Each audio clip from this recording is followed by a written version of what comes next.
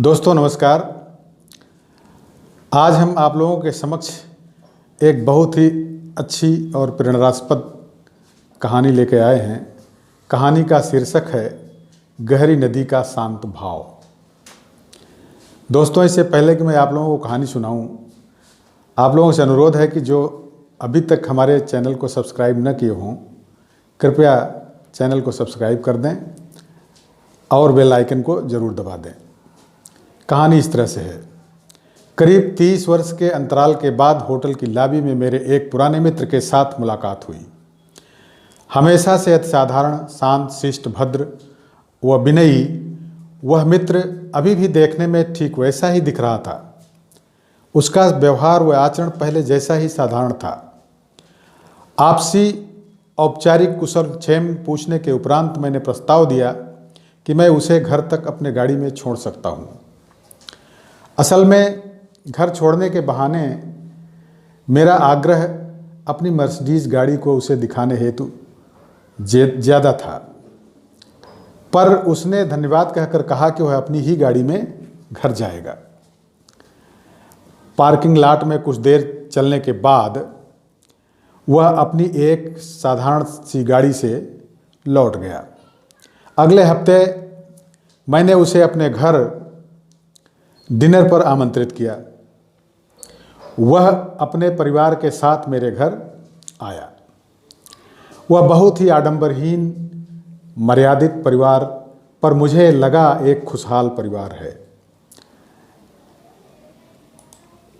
मेरे मन के किसी कोने में यह उत्कंठा थी कि डिनर के बहाने मैं उसे अपने इतनी सुंदर और अभिजात्यपूर्ण, कीमती व बहुत आरामदेह, महंगी और सुंदर विलास की वस्तुओं से भरा हुआ कीमती साज सज्जा से सुसज्जित घर को दिखा सकूं। एक दूसरे से वार्तालाप में बीच बीच में मैं यह भी समझाने की कोशिश करता रहा कि ऑफिस के काम से प्रायः मुझे कितने ही दिन विदेशों में जाना पड़ता है। इशारों इशारों में यह भी उसे समझाता रहा कि वह चाहे तो किसी बिजनेस को ज्वाइन कर सकता है, क्योंकि न जाने कितने धनी लोगों के बीच मेरा उठना बैठना रहता है और उनसे मेरा व्यक्तिगत संपर्क भी है।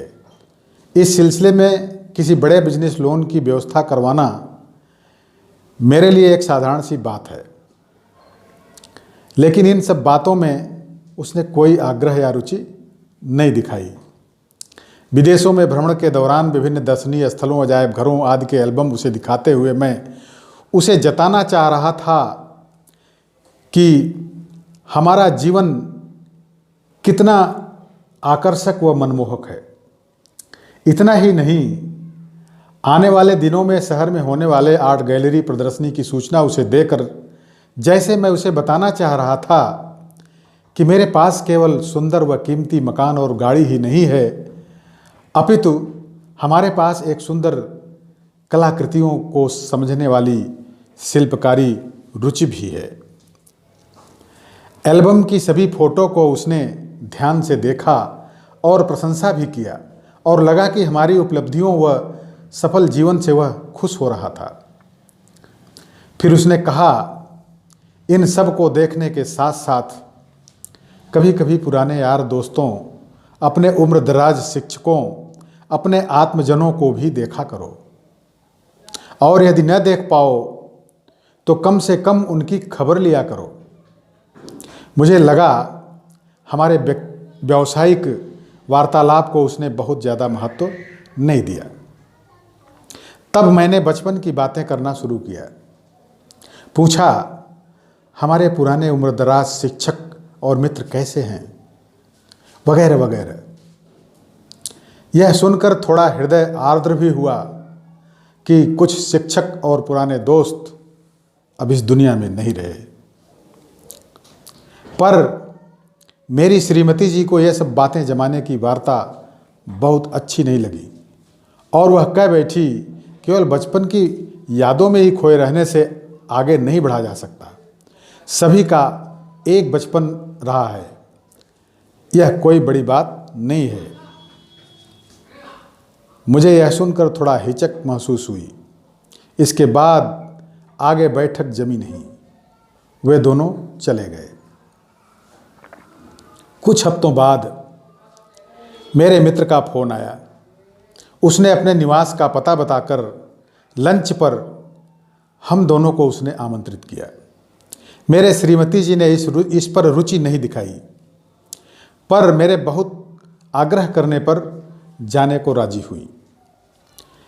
मित्र के घर आकर देखा कि उसके घर में ज़्यादा कीमती सामानों की चमक तो नहीं थी, पर बहुत सलीके व सुंदर ढंग से और करीने से घर सजा हुआ था।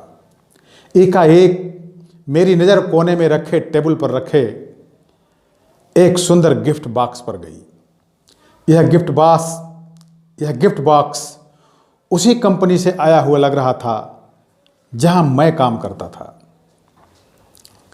मैंने कौतूहलवश मित्र से पूछा, यह तो मेरे कंपनी का ही गिफ्ट है, क्या तुम मेरे कंपनी के किसी से परिचित हो? उसने कहा, डेविड ने भेजा है। मैंने कहा, कौन डेविड? तुम्हारा मतलब डेविड थॉमसन से है क्या? उसने कहा, हाँ वही। मैंने आश्चर्यचकित होकर कहा, वह तो मेरी कंपनी का एमडी है, उससे तुम कैसे और किस प्रकार परिचित हो?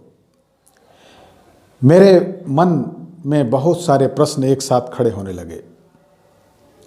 जहां तक मुझे पता था, डेविड उस कंपनी का 30% का मालिक है और बाकी 70% का मालिक डेविड का कोई एक दोस्त है, और कंपनी के इतने बड़े भूखंड का मालिक भी वह दोस्त ही है।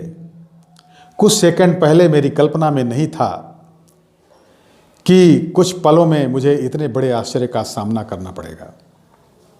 मन के जिस कोने से मैंने उसे बार बार अपनी कीमती मर्सिडीज, कीमती मकान व साज सज्जा का सामान आदि दिखाकर अपने अभिजात्य के प्रदर्शन का प्रयास कर रहा था, मन के उसी कोने से उसे सर सर कहकर संबोधित करना शुरू किया। कब शुरू कर दिया समझ ही नहीं पा रहा हूँ।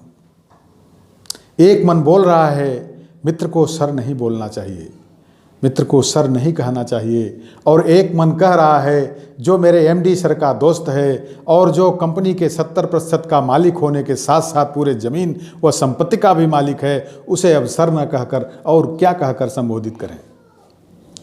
मुझे लगा मेरे दंभ और अहंकार व अभिजात्य के गुब्बारे की हवा एक क्षण में निकलकर पिचका गई।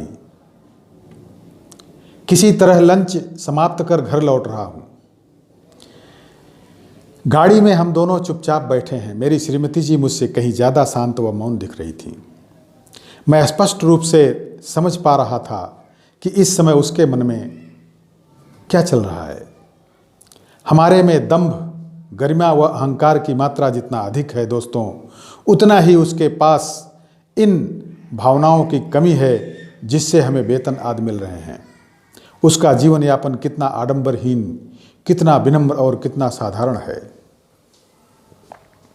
किशोरावस्था में गुरुजी के बताए ये शब्द अनायास ही बार बार याद आने लगे।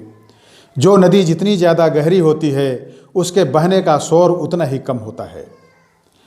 Indeed deeper reverse flow in majestic silence. कितनी सत्यता है गुरु जी के इन शब्दों में। मैं जो सुंदर शिल्पकारी व नक्काशी किए हुए एक लोटे में रखा जल हूँ, आज एक गहरी नदी देखकर लौट रहा हूँ। दोस्तों, कहानी यहीं समाप्त होती है। कहानी कैसी लगी कमेंट्स में अवश्य लिखिएगा और अपने यारों, मित्रों, दोस्तों को शेयर भी कीजिएगा। बहुत बहुत धन्यवाद।